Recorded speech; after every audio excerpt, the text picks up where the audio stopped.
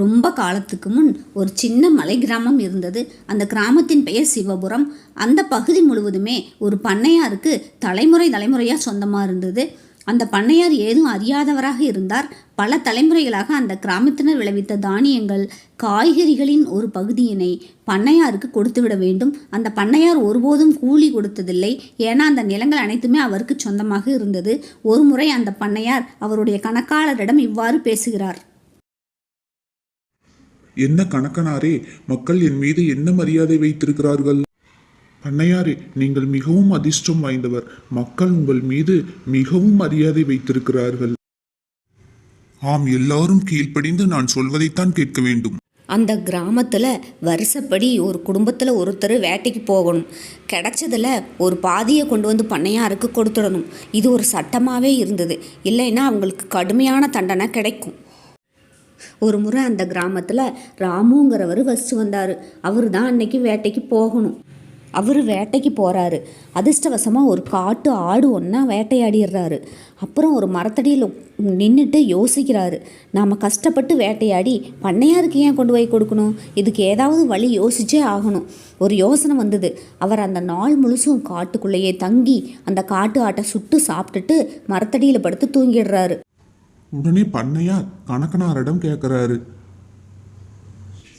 யார் இன்னைக்கு வேட்டைக்கு போகணும்? எந்த மீட்டும் வரலையே.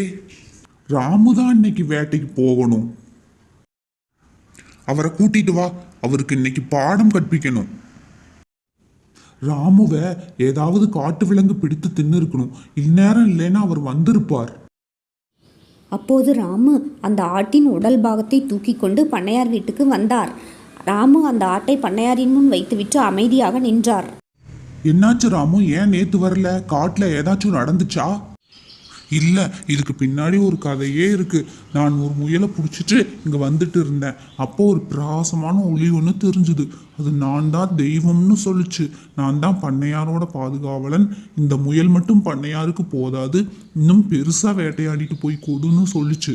அதனாலதான் நான் பயந்துட்டு திரும்ப போய் இந்த ஆட்டை வேட்டையாடிட்டு வந்து உங்களுக்கு எடுத்துட்டு வந்தேன் பண்ணையாரே. அப்படியா? அந்த தெய்வம் சொன்னதை ஊர் முழுசும் போய் சொல்லு போ.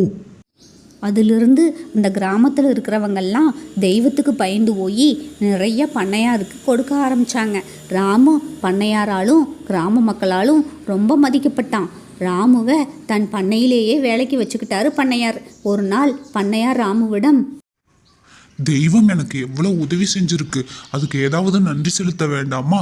2 சேவல்களை பிடித்து கொண்டு போய் அந்த தெய்வத்துக்கு கொடுத்து நன்றி செலுத்தி விட்டு வா. அப்படியே ஆகட்டும் பண்ணையாரே, வருகிறேன். மறுநாள் பண்ணையார் ராமுவிடம் இவ்வாறு கேட்டார், தெய்வம் உன்னிடம் ஏதாவது கூறியதா? உங்கள் பக்தியை கண்டு தெய்வம் மிகவும் மகிழ்ந்தது. தனக்கு இந்த கிராமத்தில் ஒரு கோயில் ஒன்று கட்டும்படி கூறியது. அதற்கு பணம் பண்ணையாராகிய உங்களிடமிருந்துதான் வர வேண்டுமாம். கிராமத்தில் இருப்பவர்களிடம் வாங்கக்கூடாது என கூறியது. பண்ணையார் தெய்வத்தின் அருளை பெறுவதற்காக தன் பணத்தையே வைத்து பெரிய கோயில் ஒன்றை கட்டினார். கிராமத்தார்களும் மிகவும் பக்தியாக இருந்தார்கள். பண்ணையார் தெய்வத்தின் அருள் கிடைக்கும் என எண்ணி மிகவும் மகிழ்ந்தார். இந்த கோயிலை கட்டியதால் பண்ணையாரின் வருமானமும் உயர்ந்தது. இது எல்லாம் ராமுவாகிய உன்னால் தான் நடந்தது என கூறினார். அதற்கு ராமு, எல்லாம் தெய்வத்தின் செயல், நான் வெறும் தகவல் தருபவன் மட்டுமே என கூறினான். ஒரு முறை அந்த கிராமத்தில் மழை பொய்த்து போனதால் கடுமையான பஞ்சம் ஏற்பட்டது. மக்கள் உணவின்றி தவித்தனர். ஆனால் பண்ணையாரிடம் நிறைய தானியங்கள் இருந்தன. ஆனால் அதை யாருக்கும் கொடுக்காமல் பூட்டி வைத்து விட்டார். ராமு பண்ணையாரை பார்க்க சோர்ந்த முகத்துடன் வந்தார். தெய்வம் உங்களிடமுள்ள தானியங்கள் அனைத்தையும் மக்கள் எல்லாருக்கும் பகிர்ந்தளிக்கும்படி கூறியது. அப்படியெல்லாம் பகிர்ந்தளிக்க முடியாது, நீ போய் வா. வறுமையினால் யாரும் சாகக்கூடாது. அப்படி ஏதாவது நடந்தால் இந்த ஊர் முழுவதையும் சாம்பலாக்கி விடுவேன். யாரும் உயிர் வாழ முடியாது என தெய்வம் கூறியது. அப்படியா கூறியது? நம் கிடங்கில் இருக்கும் தானியங்கள் அனைத்தையும் எல்லோருக்கும் பகிர்ந்து கொடுக்கிறேன். இவ்வாறு பண்ணையார் ஊருக்கு சேவை செய்து வந்தார். ஊர் செழித்தது. மக்களும் பண்ணையாருடன் சேர்ந்து தெய்வத்துக்கு பயந்து ஒழுக்கமுடனும் கண்ணியமுடனும் செழித்து வாழ்ந்தனர்.